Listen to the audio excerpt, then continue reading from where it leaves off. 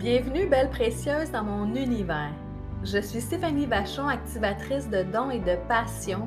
C'est avec une immense joie que je t'ouvre la porte de mon monde énergétique et invisible pour que tu accèdes à tellement plus de possibilités qu'il y a à l'intérieur de toi. Es-tu prête à activer le changement pour plus de joie, de légèreté et d'énergie dans ta vie? Si oui, je t'accompagnerai à éveiller ton feu intérieur pour que tu puisses te créer une vie riche de sens. Allons-y!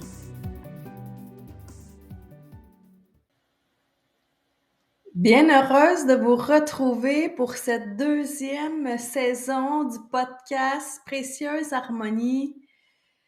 Et je commence la nouvelle saison avec un titre qui s'appelle « Arrête de te censurer ». Et si j'avais à te résumer mon année 2023, tous les signes que j'ai reçus à ce sujet-là pour moi-même, d'arrêter de me censurer, que j'ai dit ça va partir l'année 2024 parce que j'ai quelque chose en branle dans l'univers. Peut-être que vous avez déjà entendu parler de ça, mais moi, je rêve de devenir conférencière et le processus est en marche dans le sens que j'ai un travail d'écriture de fait. Et c'est pas facile, honnêtement, d'écrire son histoire, d'écrire c'est toutes ces choses-là que j'ai vécues qui peuvent servir à d'autres personnes parce que moi, j'ai la petite manie, et selon ma coach qui m'accompagne là-dedans, elle trouve que j'ai une grosse manie de banaliser mes histoires, comme parce que pour moi, c'est comme, bah, tu sais, c'était pas si grave que ça, là, tu sais, j'ai passé au travers, blablabla. Et de raconter mon histoire à quelqu'un qui m'écoute et qui me connaît pas du tout, là, c'est spécial parce qu'elle, elle me voit avec des nouveaux yeux que moi, je ne vois plus du tout de moi-même. Et j'ai envie que la saison 2 de mon podcast soit teintée de tout ça, de tous les contrastes que j'ai vécus dans ma vie, que toutes les expériences que j'ai vécues puissent servir à d'autres personnes. Puis vous voyez, je le dis, puis là, je viens tout de suite le trémolo dans la voix. J'aimerais vous avertir que ça se peut que je pleure, que ça se peut que je ris, que ça se peut que je ris puis je pleure en même temps. Parce que il y a une vérité qui se doit d'être nommée. Puis là, je veux te raconter toutes les synchronicités qui s'est passées l'année passée en 2023 pour que là, je te parle de mon histoire, d'arrêter de me censurer.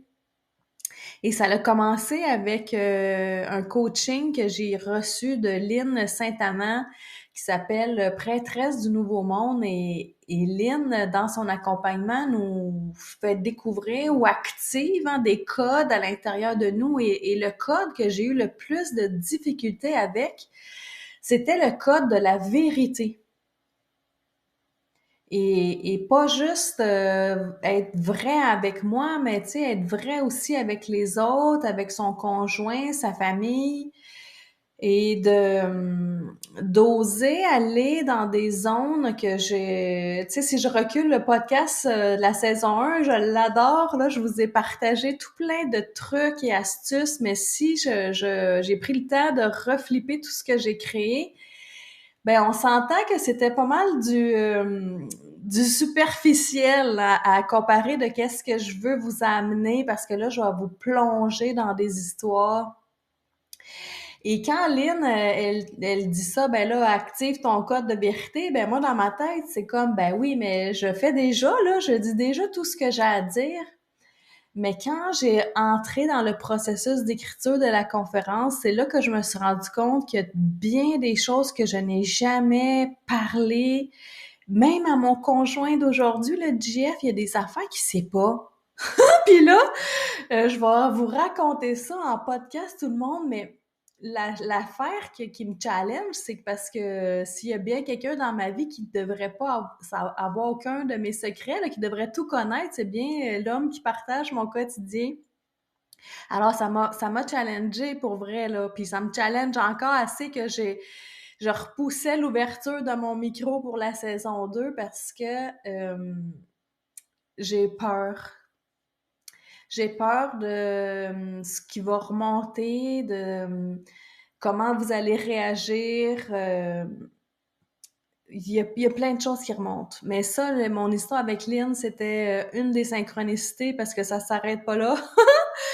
Parce qu'ensuite, quand je suis allée au Costa Rica, il y a eu une amie à Christine qui était là avec nous, une Québécoise qui est ostéopathe. Et elle offrait, tu sais, bénévolement, là, des petites séances d'ostéopathie. Et moi, j'ai une douleur qui persiste au niveau du cou depuis plus d'1 an. Et quand l'ostéopathe m'a touchée, tout de suite, elle a mis ses mains dans mon cou, puis la première chose qu'elle a dit, ben, arrête de te censurer, rouvre tes ailes, puis dis-les qu'est-ce que t'as à dire. Et là, ça m'a vraiment fait wow, OK. Puis je venais juste de commencer à écrire la conférence en même temps que je partais au Costa Rica, là. Alors, ça m'a fait ouais, OK, là, j'avais le code de vérité qui me trottait dans la tête, là, avec elle qui me dit, ben, rouvre-les tes ailes. Mais j'ai dit, ouais, mais moi, j'ai l'impression qu'ils sont ouvertes, mes ailes, là. Ça fait plus qu'1 an que tu sais, je suis dans ma business, que je m'amuse, que je fais ce que j'aime. Elle dit, oui, mais tu dis pas encore tout ce que tu devrais dire et ce que les gens ils ont besoin de savoir. C'est pour ça que ton aile, a coince. Fait que là, c'était comme, oh my God, OK, mais quoi que je dois raconter? Et là, quand j'ai reçu le fameux questionnaire pour mettre ma vie en écrit, et c'est là que j'ai compris.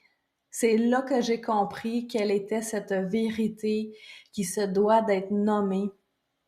Et je vais revenir t'en parler parce qu'il y a énormément de points qui viennent avec ça.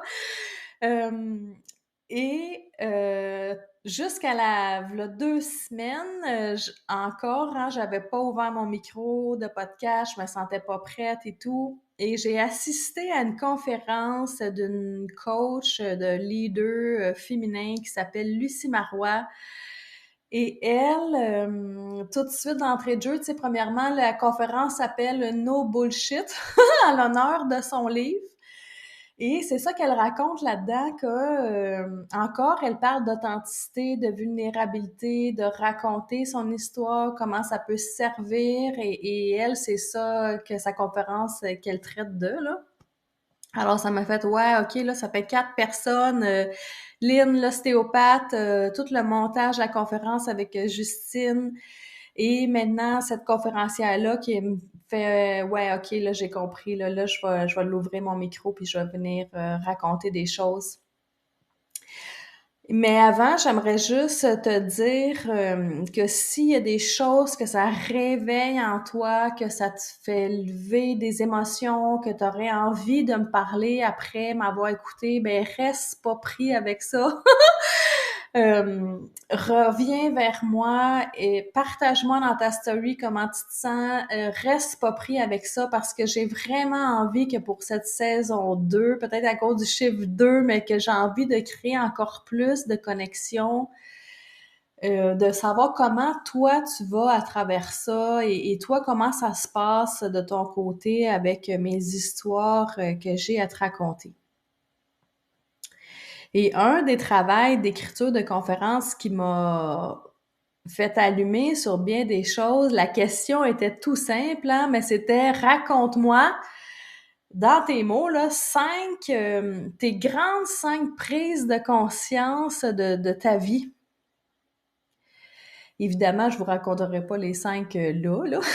Ça va être 5 épisodes différents. Mais vous, là, est-ce que vous vous êtes déjà posé la question quelles sont les grandes prises de conscience que vous avez vécues dans votre vie? Quelles ont été les périodes d'éveil que vous avez vécues? Et heureusement qu'elle m'avait demandé juste 5 parce que j'en ai trouvé exactement 5. Et la dernière est quand même tout récente et fait partie de la retraite que j'ai vécue au Costa Rica qui a été très impactante dans mon cas. Mais si je recule sur la ligne du temps, moi, mon premier éveil spirituel et premier événement game changer dans ma vie, ben c'est quand ma grand-mère, pas celle que je vous ai parlé à l'épisode 24, mon autre grand-mère, là, ma grand-mère maternelle, quand elle est décédée, parce que c'était la première personne dans ma vie qui traversait dans l'invisible, qui allait rejoindre je sais pas qui, je sais pas où, parce que je m'étais jamais posé de questions sur la mort, parce que j'avais pas été confrontée à ça, là, de, oui, jeune enfant, mais tu sais, dans ma vie d'adolescence, et j'avais jamais connu quelqu'un qui passait de l'autre côté, alors je m'étais jamais questionnée.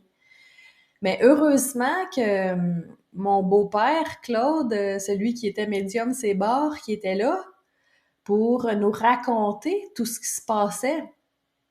Parce que lui, il voyait dans l'invisible ma grand-mère et son âme, où est-ce qu'elle allait. Et jusqu'au jour même des funérailles, hein, que Claude, il voyait l'âme de ma grand-mère faire la file avec nous, qui se choquait parce que les gens arrêtaient pas pour lui dire les sympathies. Il la voyait respirer dans les fleurs, d'observer les fleurs, mais jusqu'au moment où ils ont fermé le cercueil et que elle ne voulait pas fermer le cercueil et qu'elle là, imaginez la scène, là, elle est couchée dans son cercueil avec son plus bel habit et elle essaie de réintégrer son corps puis de se lever dans son cercueil, là, tu sais, je sais pas si vous imaginez la scène, mais que lui, il voit tout ça puis il la voit choquée parce qu'elle veut pas quitter, elle est pas prête, elle a quitté subitement un arrêt cardiaque et elle ne veut pas quitter, mais que quelqu'un nous raconte tout ça, c'est comme, oh my God. OK, mais là, après qu'elle a fait sa crise de colère, qu'est-ce qui est arrivé? Parce que là, c'est comme, ben là, laissez-la pas toute seule de même, là, tu sais. Est-ce qu'on peut l'aider? Et finalement, Claude étant médium et qui canalisait les âmes et communiquait avec l'âme, ben, a accompagné ma grand-mère à la source finalement et tous les gens qui l'attendaient étaient là prêts à l'accueillir et c'était de toute beauté parce que ma grand-mère est décédée le jour qu'elle fêtait son 40e anniversaire de mariage avec mon grand-père Gérard, mais Gérard, lui, ça faisait déjà une trentaine d'années, si c'est pas plus, qu'il était décédé. Et elle a quitté le jour de leur anniversaire de mariage et elle avait toujours resté fidèle à cet homme-là, hein, toute sa vie. Elle n'avait jamais refait sa vie. Et là, de savoir ben, qu'elle retournait avec son amoureux de toute son existence, ben on dirait que ça l'a mis un peu un baume hein, sur mon cœur et me dit OK, le grand-mère est correct, tu sais.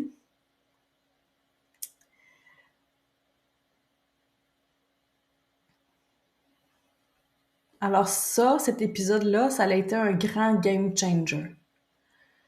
De savoir que quand c'est fini, ce n'est pas fini, c'est encore la vie. Moi, ça m'a réconfortée. J'ai toujours eu peur de la mort. Maintenant, beaucoup moins. Parce que je sais qu'on n'est pas seul. Que toute notre équipe divine, comme j'aime bien l'appeler, est là. Puis je sais que quand mon heure sera venue, ben je serai bien accompagnée. J'espère qu'il y a des palmiers, puis du sable, puis de la chaleur. Où est-ce qu'on s'en va? Moi, ça serait comme ça que ça se passe. C'est comme ça que je l'imagine, qu'il fait beau, qu'il fait chaud, et qu'on est bien entouré, que c'est un espace d'amour inconditionnel et d'amour puissant et de légèreté, de liberté, de ne plus être dans notre corps. C'est ça que je crois. Avec ma propre vérité, c'est ça que je crois. Ah, bon, j'étais même pas supposée parler de la mort, voyez-vous. Ça a parti tout dans une direction. Mais ma question pour toi, c'est quels ont été les grands game changers, les grandes prises de conscience qui ont contribué à ton éveil? Et moi, ça s'est passé là à mes 18 ans. Justement, quand ma grand-mère maternelle a passé de l'autre côté. Et quelques années plus tard, elle se manifeste. Je me souviens je m'en souviendrai toujours. Là, on était dans une chambre avec ma sœur, ma mère, puis moi, puis on était toutes les trois assises sur le banc d'un piano. Et on jouait du piano, puis on parlait d'elle, tu sais, mais on est quelques années plus tard, là. Et tout d'un coup, là, il est venu une draft de roses, hein, ça sentait tellement les roses, et ma grand-mère, c'était vraiment ses fleurs préférées. Et toutes les trois, on l'a senti, c'était tellement magique, on dit «Oh, grand-mère est là!» Et ça l'a toujours resté un symbole. Et puis là, je viens de voir quelque chose, j'avais pas fait le lien. J'ai sur le corps 5 roses de tatouées en tout sur mon corps à des endroits différents. Il y en a 3 regroupées ensemble, mais il y en a 2 autres ailleurs. Et si ces 5 roses-là symbolisaient mes 5 grands game changers. Wow! J'ai des gros frissons! Je verrai plus mes tatous de la même façon. Ah, alors là, mon message pour toi, c'est arrête de te cacher, arrête de te censurer et laisse sortir cette lumière-là qui t'habite, qui est là, bien présente en toi, en ton cœur, qui vibre dans tes cellules. Et laisse la lumière sortir pour que tu puisses te dévoiler, te montrer ta place. Tu as ta place. Ta place est ici. Si on a choisi d'être là en ce moment, c'est pas anodin. C'est pour une raison.